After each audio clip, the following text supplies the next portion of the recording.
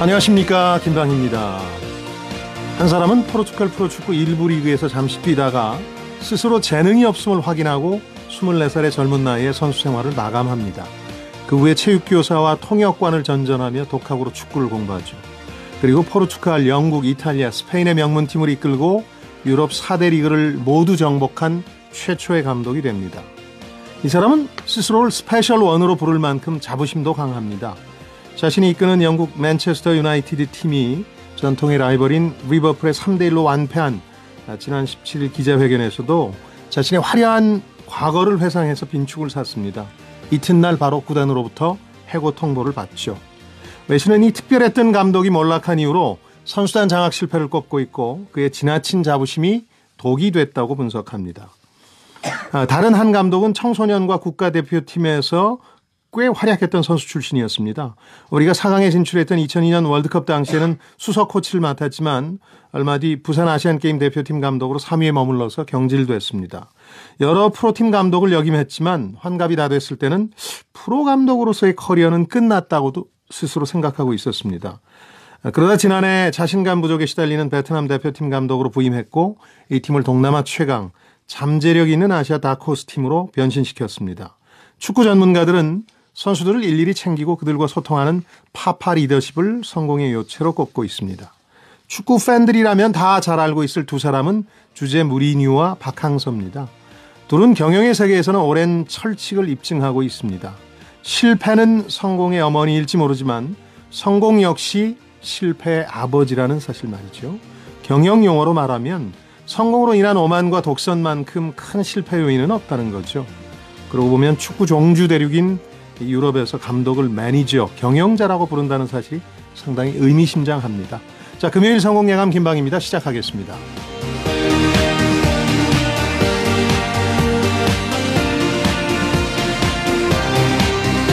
자, 금요일 오늘 원탁의 기자들이 있는 날이죠. 무슨 얘기를 좀 해볼까 고민 끝에 두 가지를 골랐습니다. 베트남에 신한류 열풍이 불고 있습니다. 베트남 국기인 금성홍기하고 태극기가 함께 휘날리는 모습은 이제 낯선 풍경이 아닌데요. 이런 가운데 베트남 정부가 박항서 정신을 배우자 그의 리더십을 경제발전 모델에 접목시키자며 나섰습니다. 2002년 히딩크를 배우자 했던 것과 흡사하죠. 이른바 소통의 파파 리더십, 이게 뭔지 좀 집중 조명해 보겠고요. 우리 기업들도 요즘 관심 많은 것 같더라고요. 이어서 20대 한 비정규직 청년이 컨베이어 벨트에 끼어 숨졌습니다. 신입사원이었던 고 김영균 씨가 받은 교육기간은 단 사흘. 그렇게 최근 5년 동안 산업재해로 숨진 노동자는 109명입니다. 이 중에서 85%가 하청업체 직원이었죠. 목숨을 담보로 일하는 비정규직 하청 노동자의 절규, 이른바 위험의 외주화, 위험의 아웃소싱. 우리 사회가 어떻게 답해야 될지 조금 생각해 보겠습니다. KBS 1라디오 원탁의 기자들, 요즘 유튜브 많이 보시니까 거기서 이제 성공예감 원탁의 기자들 이렇게 검색하시면 동영상으로도 즐기실 수 있습니다. 중앙일보의 고란 기자, 박연미 경제전문기자, 머니투데이 방송의 이대호 기자 세 분 나오셨습니다. 어서 오십시오. 네, 안녕하세요. 오늘 원탁은 박항서 리더십, 이제 감독으로서 최고의 영예를 누리고 나면 히딩크 때도 그랬습니다만 그 나라에서 이제 각별한 관심과 애정을 쏟게 마련인데 베트남과의 관계도 좀 짚어보고 베트남 정부가 이제 경제 발전 모델에 도입하겠다는 박항서 리더십의 요체가 뭔지 이런 것들도 좀 살펴볼 텐데 하나 걱정인 건 우리 두 분은 축구를 그렇게 좋아하시지는 않을 거 아니에요. 축구 얘기하는 것도 싫을 거 아니에요. 아니 그런 편견을 왜. 아니 제가 지금 박항서 리더십 하신다고 해서 우리에게도 그 못지않은 리더십이 있다. 김방희 리더십. 베트남에 박항서가 있다면 여의도에는 김방희가 있다. 이 얘기를 하려고 제가 지금 출격을 준비 중이었는데. 개편철도 아닌데 왜 이러실까요? 귤 몇 개 드렸다고 참. 연말이라 따뜻한 온정이 필요한 시기잖아요. 역시 그 박연미 기자가 방송 많이 하는 이유가 있어요. 그렇죠. 네. 근데 축구에 관심이 실제로 있어요? 저는 사실 A매치만 봐서 잘 몰라요. 그날 그러니까 시청률이 거의 20% 넘었다고. 보셨죠? 저도 봤거든요. 사실. 대단하죠. 네. 우리가 스즈키컵까지 이렇게 실험을 보게 될 줄이야. 스즈키컵이라는 게 있는지도 몰랐어요. 그렇죠. 네. 그날 편의점 매출도 국내에서도 꽤 많이 올랐습니다. 그렇죠. 시간도 딱 좋았고요.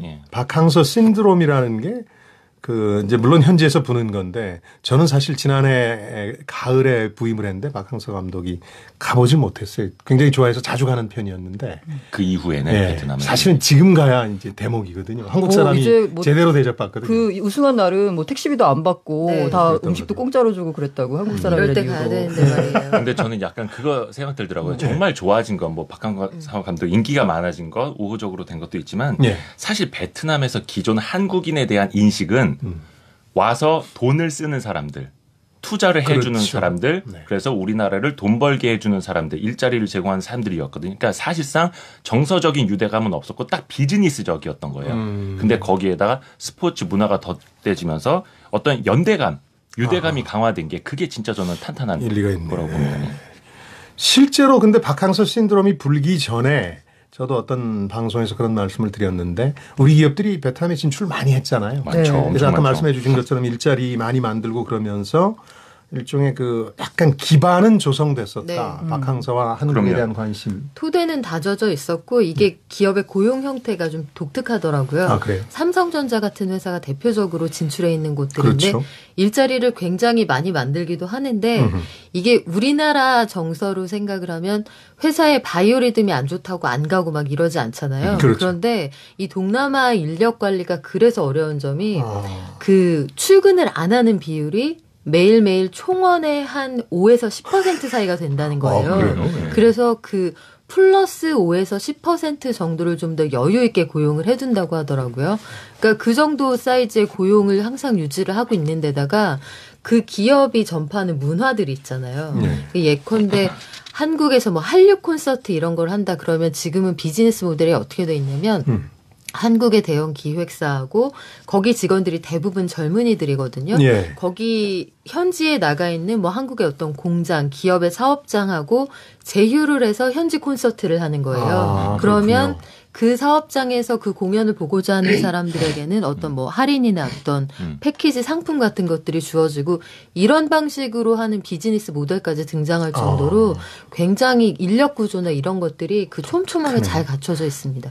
박연미 기자였고요. 사실 삼성전자가 이제 마지막까지 고심을 했던 것 같아요. 베트남 진출할 때 구미 공장을 더 키울 거냐 베트남으로 갈 거냐인데 사실은 이미 중국은 빠져 있었더라고요. 그렇죠. 중국보다도 훨씬 베트남이 인건비가 싸서 우리 인건비 한 3분의 1 정도인데 아까 말씀하신 인력 관리 어려움은 감안하고서라도 그래서 결국 베트남으로 갔는데 지금은 삼성전자가 베트남 최대 기업이죠. 아니, 당연하죠. 거의 뭐 수출의 20-30%를 삼성전자가 책임진다고 하니까. 근데 이게 삼성전자 자체만으로도 어마어마하게 크지만 삼성전자 하나의 부대 효과가 상당하거든요. 그러니까 제가 요즘에 이제 책보다 많이 읽는 게 사업 보고서들인데 각 중소기업들 코스닥 상장사들 사업 보고서 보면 계열 회사 등의 현황에 VINA, 비나 이 베트남을 뜻하는 건데 그 계열사 그게 거의 빠진 데가 없어요. 제조업 하시는 분들은. 그러니까 삼성이나 LG랑 그 뭐 휴대폰 부품 하시는 분들 당연히 다 나가 있는 거고 다른 IT 쪽 사업하시는 분들도 많이 나가 있거든요. 그게 이제 10년 전부터 중국 쪽 인건비가 많이 오르다 보니까 포스트 차이나가 어디가 될 거냐, 캄보디아, 인도네시아 등등이 검토가 됐지만 그 중에서 베트남을 점 찍은 거고 그분들이 다른 나라보다 그래도 국민성이 한국인하고 좀 비슷하다고 해요. 되게 근면성실하고 상대적으로. 저 박연미 기자가 말한 걸 두고 저는 좀 약간 깜짝 놀랐거든요. 그 베트남 펀드를 운영했던 그 운용사 분들한테 들은 얘기가 베트남의 발전 가능성이 있다라고 하면서 들었던 가장 큰 이유 중에 하나가 우리나라와 비슷하다. 우리나라 국민성이. 교육열이 높고 근면 성실하다. 그리고 자긍심이 그리고 강하고. 그 중요한 게 물론 이게 전쟁 이후에 좀 아픔이 있는 내용이지만 평균 연령이 20대 후반이에요. 젊은 청년들이 거의 절반이라고 그러죠. 인구의 절반. 일손도 많고 그분들이 나중에 소득 수준이 높아지면 그 소비 시장이 커질 게 또 분명하니까.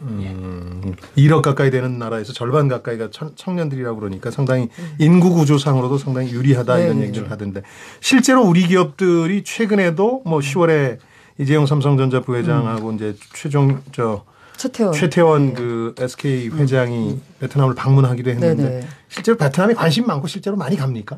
그렇다 하더라고요. 그러니까 대기업 그 오너들이 가는 거는 간혹 이제 눈에 띄어서 기사화가 되는 거고 기사화 안 될 정도로도 많이들 가는 것 같고 중소기업인들도 상당히 많이 가는 것 같고요. 말씀드린 것처럼 그거는 현재 당장은 생산기지, 저렴한 인건비를 바탕으로 한 생산기지이지만 그 이후에는 그 생산과 소득을 바탕으로 말씀드린 것처럼 소비 시장이 커질 거기 때문에 중국도 사실은 그랬죠. 그렇죠. 네. 지금은 비용을 아끼는 측면이지만 나중에는 거기에서 돈을 또 벌어올 수가 있는 시장이라는 거죠. 네. 다만 베트남 현지에서는 걱정하고 있는 게 이제 북한과 경제 협력이 돈독해지면 평화 체제가 구축돼서 생산 기지도 북한 쪽으로 이전하는 거 아니냐. 그런 게 또 현지에서 기사화돼 가지고 걱정 많이 확 뒤집혔더라고요. 그렇게 되면 삼성전자가 북한 쪽으로 가면 20%가 빠지는 거죠. 2, 3년 안에 700만 명의 실업자가 나온다 뭐 이런 얘기가 나와서 급히 이제 부르면서 삼성 측으로부터 다짐을 받았던 것 같아요. 뭐 그런 일은 없다. 왜냐하면 방북사절단으로 다녀왔기 때문에 이재용 부회장이. 이게 우리가 지금 한국 GM 사태 이야기 많이 하잖아요. 네. 그쪽에서도 보면은 인건비 문제, 생산 비용 문제로 고민 많이 하는 거거든요. 그렇죠. 삼성도 마찬가지고 대한민국 모든 기업들도 마찬가지고 중국에서 생산 기지를 베트남으로 옮겼잖아요. 네. 인건비 때문에. 근데 베트남도 실제로 인건비가 많이 오르고 있다고 해요. 네. 그 뭐 한 3분의 1, 뭐 10분의 1밖에 안 된다. 북한 인건비가 된다면 그 정도 이야기들 벌써부터 나오고 있고 포스트 차이나가 있었다면 포스트 베트남도 분명히 있을 수밖에 없는 거거든요. 그러니까 언젠가는 옵니다. 그렇죠. 말씀하셨지만 1990년대 들어서 인건비도 많이 올랐지만 실제로 외국 자본이 많이 필요해지지 않으면서 이제 투자 환경이 많이 나빠졌잖아요. 네네. 그때 이제 많이 빠져나와서 엑소더스라는 말도 나왔는데 베트남이라고 물론 지금은 상당히 관계가 좋지만 그러지 말라는 법은 없다. 이걸 주의해야 된다 이런 말씀이신데 지금 조용원 님이 아내가 베트남 여행 중인데 한국 사람이라고 하면 음식값도 안 받는다고 합니다. 박항서 감독님 덕분에 한국 이미지가 급상승했습니다 해주셨는데 이럴 때 가야 되겠죠. 제가 5월 달에 다낭을 갔다 왔어요. 다낭 그때 무슨 생각이 들었냐면 한 리조트 안에 거의 90% 이상 한국인이에요. 어떤 생각이 들었냐면 한국 사람들이 베트남 와 있는 게 아니라 베트남 사람들이 한국에 와서 취업해 있는 것 같다라는 생각이 들 정도로 그때도 많았고. 근데 이 나라에서 사업을 지속적으로 하려면 우리가 이제 이 나라가 가지고 있는 여러 가지 문제점에 대해서도 좀 직시할 필요가 있는데 양극화가 굉장히 급격하게 심해지고 있거든요. 이 나라도 보면 이대호 기자가 지금 말씀하신 것처럼 우리한테는 여행지로 많이 알려져 있는데 다낭 같은 데 보면 골프 리조트 이런 거 잘 돼 있잖아요. 근데 거기에서도 현지 가격으로 감당하기 어려운 수준의 골프피가 형성이 돼 있는데 손님의 80%가 현지인이에요. 그러니까 그 나라 소득 수준으로 거기를 이용하기 어려운데 실제로 일하는 사람 월급 수준의 돈을 내고 현지인들이 거길 많이 이용을 하더라고요.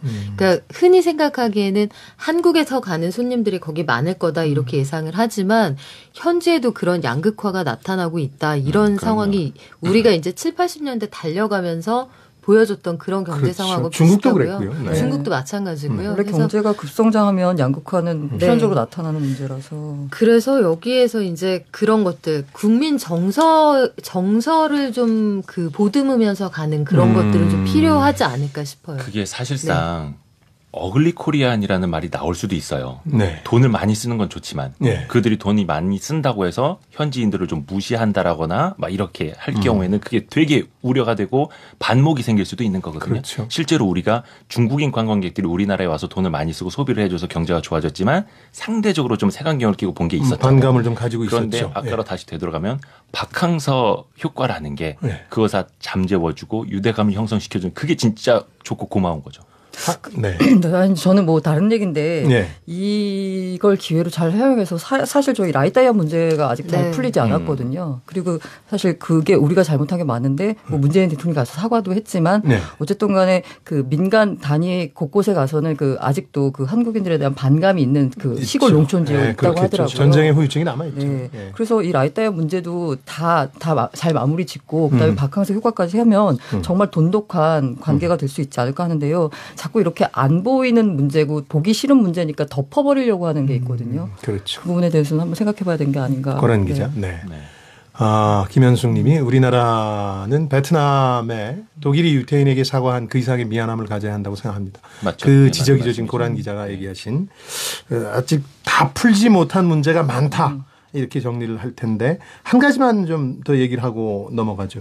그 박항서 리더십의 요체, 국내 기업들도 이제 이런 일이 벌어지고 나면 막 강사로 모시고 싶어 하고 하잖아요. 조만간 책이 서점에 깔리지 않을까 싶네요. 선수들과의 소통, 뭐 아빠 같은 아버지 같은 관심 뭐 이런 것들을 꼽고 있는데 어떻게 동의하십니까? 저도 많이 배웠구나 히딩크 밑에서 이런 생각은 들더라고요. 그런 것도 있을 거고 네, 섬세해졌다 그런 생각이 들더라고요. 인성도 분명히 가미가 돼 있을 거고 그분이 결코 그것을 뭐 자랑스러워하거나 내세우거나 뽐내려 하지 않잖아요. 네. 얼마 전에 또 다른 인터뷰한 거 보니까 인기는 거품 같은 거다. 언젠간 그만 꺼진다. 이 이야기가 인상적이더군요. 스스로 하시더라고요. 그러니까 그걸 알고 있는 분이고. 조만간 책 나오겠는데요. 네, 저는 박항서 감독님 보면서 웰 에이징이라는 거.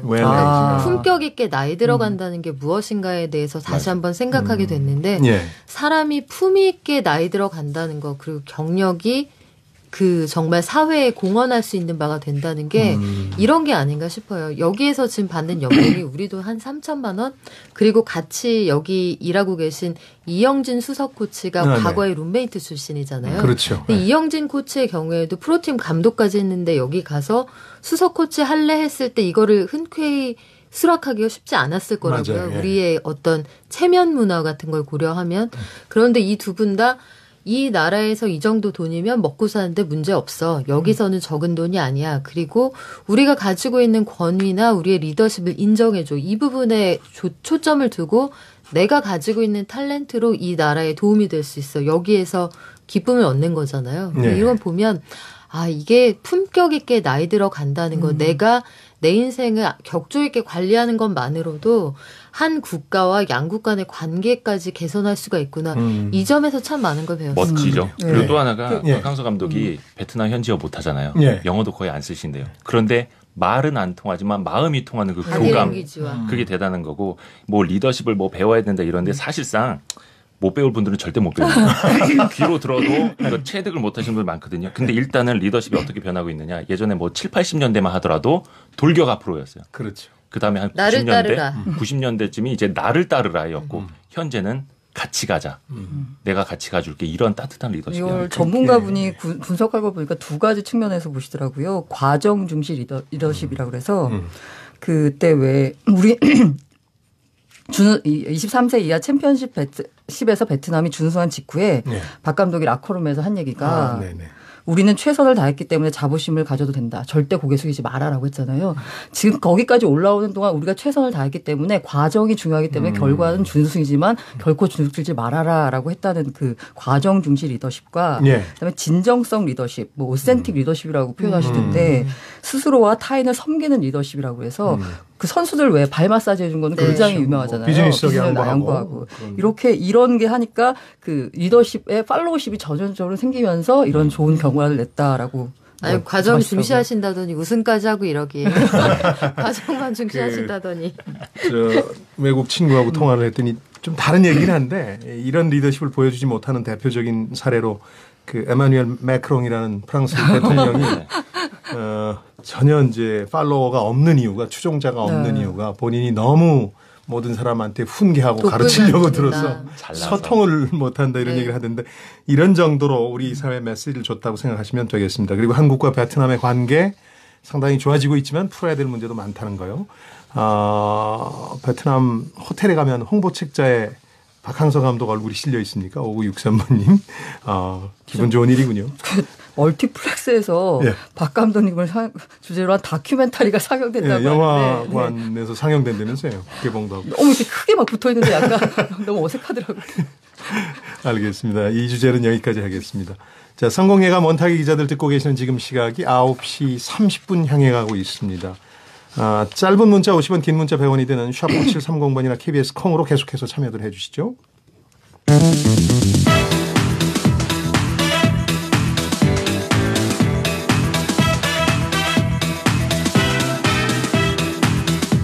경제를 듣습니다. 성공을 부릅니다.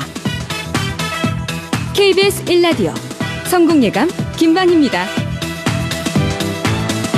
최근에 고 김용균 씨의 안타까운 죽음을 계기로 하청 노동자들의 열악한 근무 환경이 다시 한번 좀 조명이 되고 있습니다.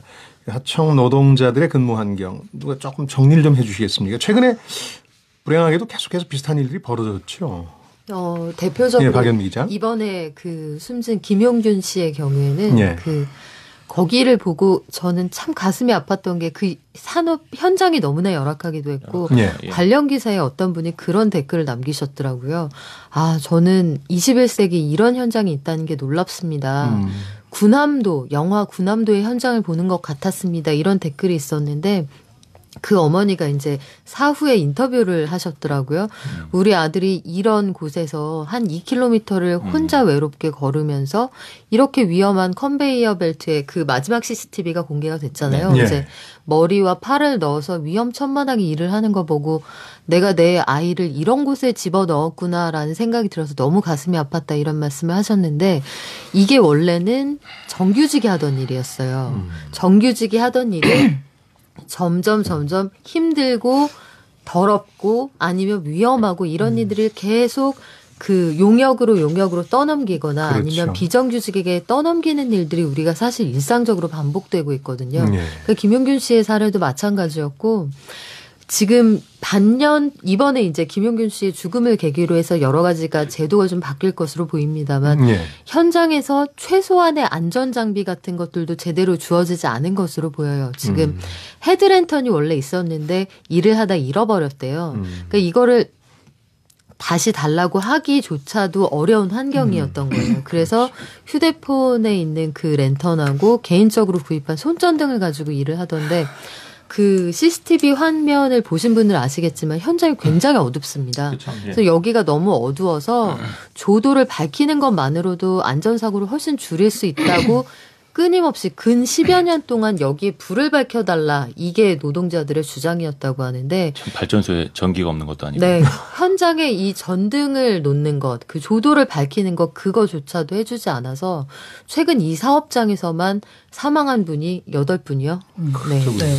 그러니까 비슷한 사고들이 사실은 구의역 사고가 기억이 나고 크레인 붕괴 사고 있었고 요즘 계속해서 얘기 나온 드라마 제작 환경도 어떻게 보면 모든 걸 외주화하다 보니까 가장 네. 이게 다 어떻게 보면 이제 네, 발전 산업을 보면 이거 외주화, 뭐 같은 말로 민영화라고도 볼 수 있는 그렇죠. 과정이 있었던 건데요. 예. 한국전력이라고 하는 게 80년대, 뭐 70년대 우리 뭐 경제 성장을 책임져야 되니까 당연히 국가 독점이라고 했는데 80년대 말부터 갑자기 경영 효율성 제고라는 게 주요 논란으로 등장을 합니다. 네. 그런데 여기서 막혀 있었어요. 그래도 민영화 되는 게 계기가 뭐냐? IMF를 겪으면서 민영화가 급속도로 이루어지게 되죠. 그렇죠. 그래서 결과적으로 김대중 정부가 발전 부분을 6개 한전 자회사로 나눈 거죠. 네. 5개 화력 발전하고 1개 수력 원자력. 민간에 매각하기 쉽게 하려고 쪼갠 건데 민영화 계획이 노동자 반대에 부딪히면서 오히려 이제 그 김대중 정부에 타격을 입었고 멈칫 되다가 결과적으로 이제 MB 정부 때 이게 발전 자회사가 민영화된 거거든요. 이 서부 발전을 보면 밑에서 그걸 이제 운영하고 수리를 담당하는 곳이 이제 2가지가 있는데 그 중에서 이 발전 기술이 있던 이 친구 김용균 친구가 발전 기술이 있었는데 이 발전 기술은 2011년 공기업인 한국 남동발전의 100% 출자 자회사였거든요. 그런데 2012년에 유상증자하고 뭐 이렇게 하면서 결과적으로 2014년 12월에 칼리스타 파워 시너지 3호 투자 전문회사. 뭐냐? PF에 팔아버려요. 여기가 가장 중요하게 생각하는 게 뭐냐? 수익이겠죠. 수익이겠죠. 그러니까 수익을 하는 게 그리고 이게 모든 또 정부가 또 효율성을 제고한다는 목적으로 다 공공 입찰에 붙여버려요. 그러면 여기서 이 수리하고 뭐 하는 것에 필요한 줄일 수 있는 거는 최저가 낙찰이겠죠. 인건비밖에 없어요. 인건비밖에. 그러다 보니까 최저가 낙찰하고 되고 다 비정규직을 쓰는 거고. 그러니까 외주를 주게 되면 위험이라는 게 훨씬 더 이제 더 증폭되는 형태로 밑으로 내려가게 되는데 그렇다면 이걸 이제 다 정규직화하는 게 과연 답이냐. 그렇게 했을 때 안전사고를 포함해서 위험 요소는 줄어드냐. 이건 어떨까요? 다 정규직화하는 게 답이 아니라 지금은 외주화를 시켜가지고 얻는 이득이 뭐냐. 이 본청의 이득이.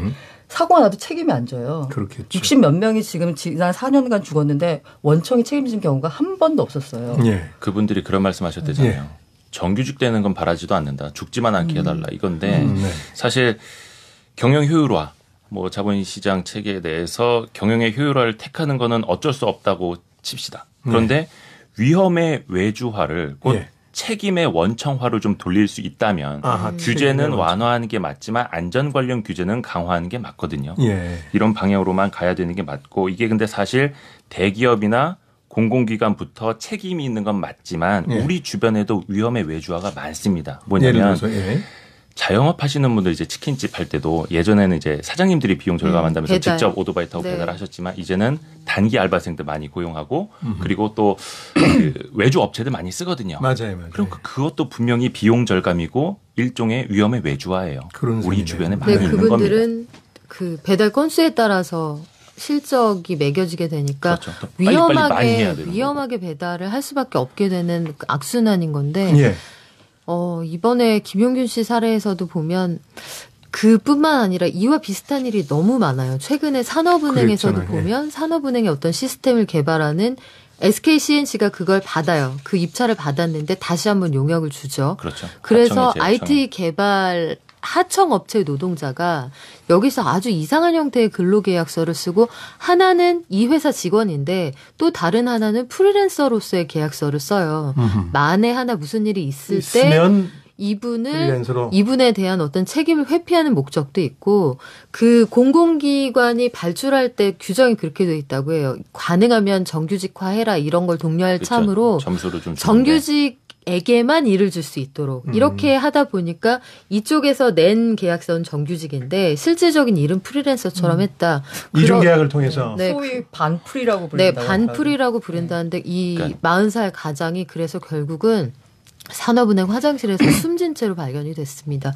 연이은 과로가 그 원인이 아닐까 이렇게 추정이 되는데 이 상황에서도 봐도 산업은행은 우리 직원이 아니다. CNC도 우리 직원이 아니고 하청업체 직원이다. 그쪽에서도 이중계약서를 가지고 이러지도 저러지도 않고 있는 건데 이게 사실 우리 주변에 굉장히 그 파다하게 퍼져 있는 게 김성진 님이 보내주셨네요. 많고요. 방송국에도 꽤 있어요. 그리고 그 촬영 현장은 말할 것도 없고 최근에 계속해서 거론되고 있습니다만 직업에 귀천이 없다고 하지만 우리 주위에 너무 많은 음지가 있습니다 해주셨는데 이런 근로 형태가 애매하게 바뀌면서 또 그게 가능해졌고 위험이 전부 이제 외주화되는 남한테 떠넘겨지는 상황인데 근데 법적으로 약간 이런 건 좀 해야 되는 거 아닌가요? 정말 김용균 씨가 사망한 게 지난 11일이잖아요. 근데 2년 7개월 전에 무슨 일이 있었는지 다들 기억하시죠? 스크린도어. 그렇죠. 구의역 스크린도어 사망 사고가 있었어요. 그런데 이제 20대 국회가 2016년 6월에 이제 개원했거든요. 그런데 한 달 전에 구의역 사고가 있었고 그러니까 이때는 뭐 난리가 난 거예요. 모든 국회의원들이 현장을 찾고 뭐 자기가 어떻게 하겠다 난리를 폈으나 결과적으로는 그냥 국회에서 사라졌어요. 아무것도 된 게 없는 것 같아요. 된 게 없어요. 그때 이렇게 하면서 이제 그렇게 미뤄지고 있다가 그다음에 이제 그때는 사실 뭐 이렇게 말씀드리면 그렇지만 아무튼 이제 지금의 야당이 정권을 잡고 있어서 아무래도 좀 이쪽으로 뭐 하기가 좀 부족했던 거고요. 그 노동 이슈를 가지고 그리고 당시에는 그 노동계약 5법 이거가 문제가 됐었기 때문에 사실 이 산업안전보건법 이 부분에 대해서는 화력을 집중하기가 좀 어려웠던 경우도 있고요. 그런데 이제 지난해 5월에 정권이 교체됐잖아요. 그래가지고 이걸 이번에 이제 해보자라고 했는데 안 됐어요, 또. 그래서 결과적으로 해서 정부가 그냥 정부 안으로 해서 국회에 맡기지 않고 2월 9일 날 산업안전보전법 전면 개정안을 입법 예고했습니다. 그러니까 나온 게 뭐냐. 경총이 들고 나왔습니다. 그랬죠. 그때 경총이 나와서 이건 보완이 필요하다. 아니 1년 이상 징역형을 원청해 주는 건 좀 너무 많은 거 아니냐. 책임의 원청을 하는 거죠. 그러니까. 그리고 재사업의 유해 작업의 하도급을 전면 금지한 거는 우리가 계약을 체결할 수 있는 자유 권리를 좀 제약하는 거 아니냐 하면서 계속 뭔가 문제를 걸고 뭐 토론회들 열고 하면서 계속 지지부진하다가 결과적으로 통과가 못 됐다가 이제 11일 날 사고가 난 거죠. 그런데 오늘 이제 환노위가 국회 그 환경노동위원회가 위험의 외주화 방지법에 관한 공청회를 열어요. 그러니까 이것도 고란 기자 말씀하신 것처럼 진작에 됐어야 될 일이 그 사건이 일어나면 반짝 뜨겁다가 또 그냥 사라져 버리거든요. 잊어버렸다가 또 사건이 나면 또 재론되고 하는 그래서 거죠. 지금은 이제 우리가 감성적인 분노를 잠깐 접어두고 절차적으로 이런 일이 재발되지 않도록 제도를 정비하는 데 총력을 좀 기울여야 할 때인데 이대호 기자 말씀하신 것처럼 저는 모든 일을 정규직화하는 게 답이라고는 생각 안 해요. 그러니까 비정규직이 함으로써 효율적인 일도 있어요, 분명히. 그런데 여기에서 사고가 났을 때 위험 부담이 큰 일이 어떤 발생했을 때 이럴 때는 반드시 이걸 발주한 원청에게 책임을 물을 수 있도록 해야 이게 하청으로 내려가는 단계에서도 조심을 하게 되겠죠. 관리 감독이 되죠. 그렇겠죠. 콩아이디 웃음장애님. 보통 사람들은 자기 일 아니면 무관심하죠. 그러다 본인 일이 되면 후회하게 되는데 이제부터라도 위험의 외주화에 대한 심도 있는 토론이 필요합니다 해주셨는데. 좋은 말씀이시네요. 그렇죠. 이게 남 얘기일 땐 그런가 보다 하는데 내 얘기일 땐 위험천만한 일이거든요. 목숨을 담보로 일한다는 게 뭐 지금 산업혁명 시대도 아니고 되겠습니까? 그래서 책임을 원청 회사도 지도록 하는 법률 개정이 상당히 중요한데 토론이 시작됐으니까 글쎄요. 이번엔 좀 잊지 말고 어떻게 되는지까지 좀 지켜봤으면 좋겠네요. 자, 오늘 원탁 기자들은 여기까지 하도록 하겠습니다. 중앙일보의 고란 기자, 머니투데이 방송의 이대호 기자, 박연미 경제전문기자였습니다. 세 분 고생하셨습니다. 고맙습니다. 네, 고맙습니다. 네.